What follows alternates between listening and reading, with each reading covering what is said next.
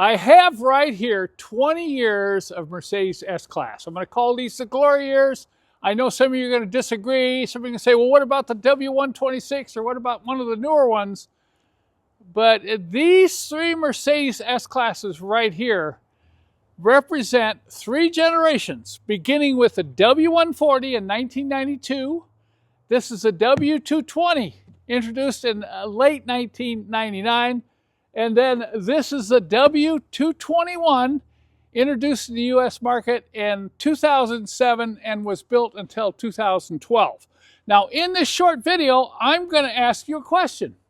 And that question is going to be, which one is the best? Now here's the deal. If you're going to leave a comment and give your opinion, you have to say why. If you prefer the W140 or you prefer the W221, you have to say why. You don't just say, oh, the W220 is the best. If you do not leave a description of why you feel that's the best, then the comment's going to be deleted. So we're going to just take a quick cosmetic view of each one of these cars, and you may not be familiar with them. So we're going to look at the W140 first. You're going to look at the design, the overall design, side view of this car, and then we're going to move into the interior. I just love the amount of buttons, the buttons inside the W140. And then we're going to scan the M119 engine, which is highly regarded among enthusiasts. Then moving over to the W220, take a look at the side view of this car. Look at the overall design, and then we're going to move into the interior and scan the instrument panel and the dash.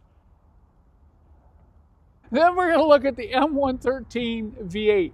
This is a highly regarded V8 engine produced by Mercedes-Benz. And then finally over here, take a close look at the W221 and the overall design of this car. I remember when this car hit the market, I was looking at the rear fender and I think, man, that's kind of cool. Okay, so look at the design of this car.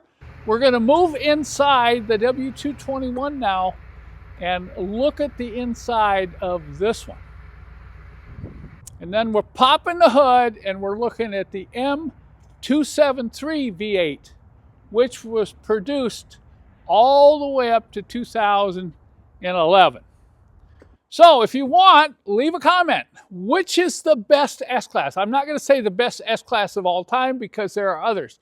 But within this group, within these glory years, which one do you think is the best?